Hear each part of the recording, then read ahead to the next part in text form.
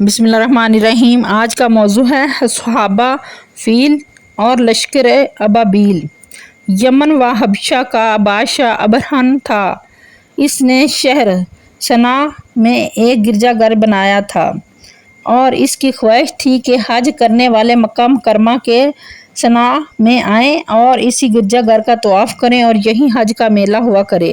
عرب خصوصاً قریشیوں کو یہ بات بہت شاق گزری، چنانچہ قریش کے قبیلے بنو کنان کے ایک شخص نے آپے سے باہر ہو کر صنعا کا سفر کیا اور ابرہن کے گرجا گھر میں داخل ہو کر پیشاب پخانہ کر دیا اور اس کے دیوار و دیوار کو نحاست سے آلودہ کر دیا۔ اس حرکت پر ابرہن بادشاہ کو بہت طیش آیا اور اس نے کعبہ معظم کو دینے کی قسم کھا لی اور اس ارادے سے اپنا لشکر لے کر روانہ ہو گیا۔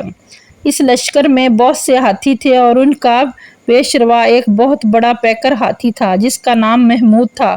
ابرہن نے اپنی فوج لے کر مکہ مکرمہ پر چڑھائی کر دی اور اہل مکہ کے سب جانوروں کو اپنے قبضے میں لے لیا، جس میں عبدالمطلب کے اونٹ بھی تھے، یعنی عبدالمطلب جو ہمارے حضور صلی اللہ علیہ وسلم کے دادا ہیں۔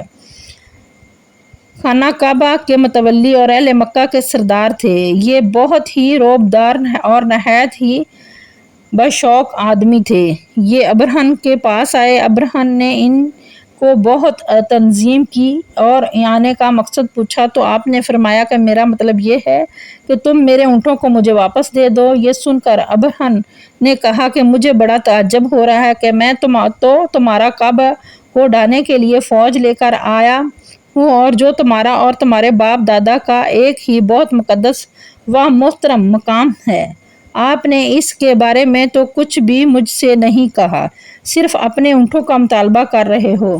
حضرت عبدالمطلب نے فرمایا کہ میں اپنے اونٹوں ہی کا مالک ہوں، اس لیے اونٹوں ہی کے لیے کہہ رہا ہوں اور کعبے کا جو مالک ہے وہ خود اس کی حفاظت فرمائے گا، مجھے اس کی کوئی فکر نہیں۔ ابرہن نے آپ کے اونٹوں کو واپس کر دیا۔ پھر آپ نے قریش سے فرمایا کہ تم لوگ پہاڑوں کی گھاٹیوں اور چوٹیوں پر پناہ گزیر ہو جاؤ۔ چنانچہ قریش نے آپ کے مشورے پر عمل کیا۔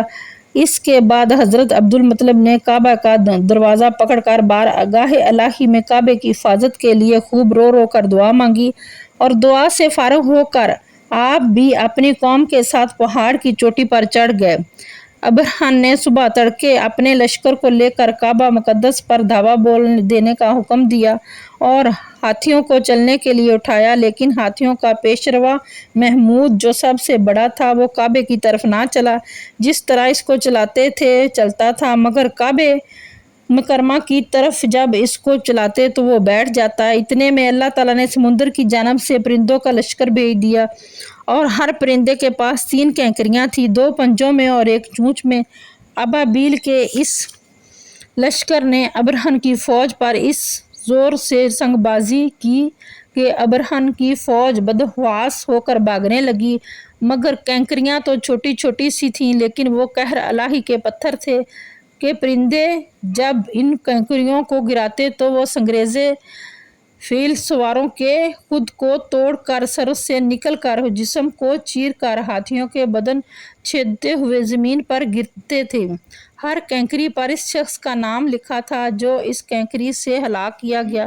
اس طرح ابرہن کا پورا لشکر ہلاک و برباد ہو گیا جو اس کینکری سے ہلاک کیا گیا۔